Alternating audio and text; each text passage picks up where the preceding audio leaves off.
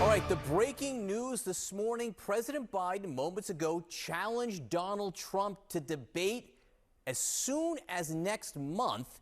This would be by far the earliest general election debate in history. The Biden campaign released this video. Donald Trump lost 2 debates to me in 2020. And since then, he hadn't shown up for debate. Now he's acting like he wants to debate me again. Well, make my day, pal. I'll even do it twice. So let's pick the dates, Donald. I hear you're free on Wednesdays. All right, this has been playing out in real time since we've been on the air. And just a short time ago, Donald Trump responded. He posted on social media, quote, "I am ready and willing to debate," who he calls Crooked Joe, at the 2 proposed times in June and September. I would strongly recommend more than 2 debates, and for excitement purposes, a very large venue. Although Biden is supposedly afraid of large crowds, that's only because he doesn't get them. With us now, CNN political commentator Karen Finney and former Deputy Communications Director for the Trump campaign, Brian Lanza. A lot going on this morning. Karen, can you explain to me why you think this is happening now?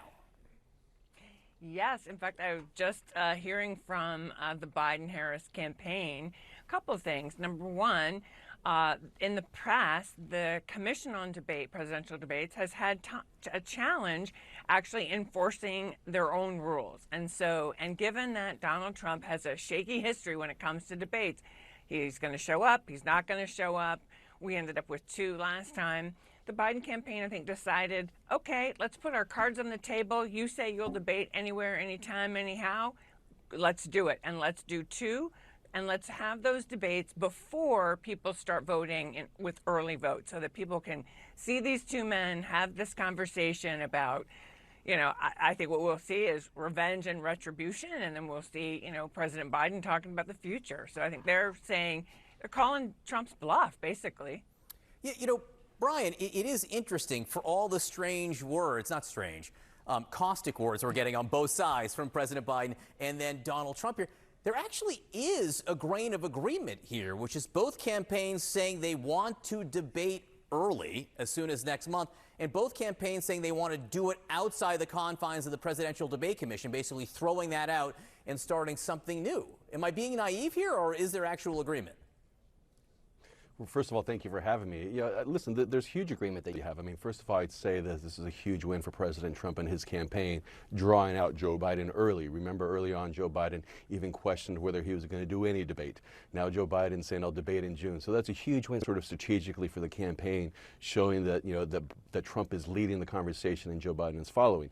The second thing, 2 debates, without an audience, it's bad for Biden. It sort of demonstrates weakness. It shows people, it shows the voters he doesn't want to be in front of them, be held accountable for his inflation economy. I mean, let's be honest. These debates are going to be primarily about inflation because that's what the American people are looking at and saying, 4 years with Trump, 4 years with Biden, the economic numbers are pretty clear that if you want prosperity, you have to vote for President Trump in 2024. No, it is interesting. Again, I get that both of you support the candidates you support, and so there are partisan arguments to be made on both sides. But still, what I'm hearing through a nonpartisan lens is we could get debates in a few weeks. I mean, we could get debates in a few weeks, and I'm still trying to digest, Karen, the impact that will have on the election.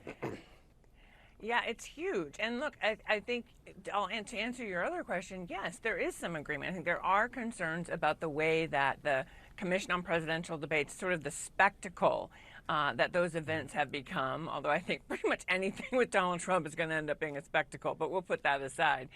And just the idea of having, and the proposal that the campaign put forward is the 2 men in a studio with a moderator answering the tough questions. And I think if that actually can happen, and if Donald Trump can actually answer those questions, then we will have an opportunity to really see where these 2 men stand, what their visions for the future of the country are. And I think that's a good thing for the American people, especially given that early vote, as we know, is such an important part now of how we vote in America. As far as I know, neither of you are doing the negotiations from the campaign on how this debate will actually take place. I will issue an invitation right now. We are willing to do it right here on CNN News Central. Have a morning debate, get it out of the way, 3 hours in the morning. We'll host it here. Do it. Brian, one notable thing from President Biden's challenge is he wants it to be just the 2 of them. President Trump, former President Trump, didn't address that in his response. But what about Robert Kennedy? What if at some point between now and Election Day he's at 15%, which would be a pretty high number for a third-party candidate? Do you think he deserves to be on the stage too, Brian? Oh, absolutely. I mean, listen, this is not on accident that Joe Biden wanted to exclude fellow Democrat, RFK from the debate. I mean, it's pretty clear that they're fearful of him. It's pretty clear that they tried doing everything they can to get him off the ballot. It's almost as though the Biden campaign is scared of democracy taking its course with respect to RFK being on the ballot. So I'm not surprised. RFK sort of provides a safety valve for Democrats who are just tired of Joe Biden's empty promises.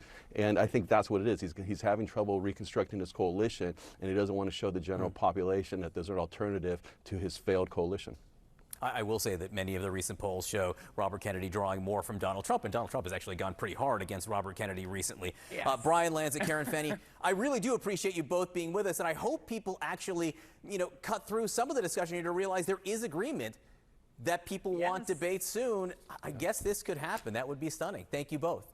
Sarah? And the commission is bad. Thanks, Get rid John. of the commission. All right, Sarah? I think, last again, word. just debate. Let's get a debate. Everyone agrees. This Everyone agrees. is how the debate's going to go, John. And I'm going back to